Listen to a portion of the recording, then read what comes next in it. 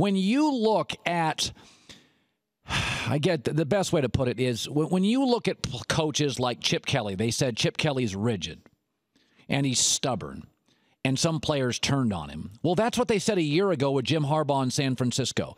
What is the difference? I asked Jimmy Johnson this yesterday, between rigid and a belief in a culture or a system and then being a player's coach where you're seen as weak. I mean, all these criticisms of Chip Kelly, the same words were used a year ago on Harbaugh, and San Francisco got worse when Harbaugh left. Do you buy into this thing that Chip Kelly was a dictator and can't work in this league? Well, I don't think he works in the league because his inability to change. Believability in my system will trump everything else, and system and talent go hand in hand, and you can't get rid of all your talent without altering your system to fit the talent that you procure.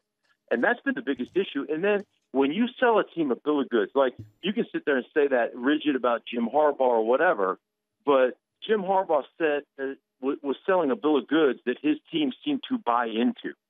When you sell a bill of goods that, hey, we can't afford one of the most dynamic backs in all of football in Shady McCoy, who makes four guys miss the backfield and pops one for 47 yards. We can't afford that guy at $11 million.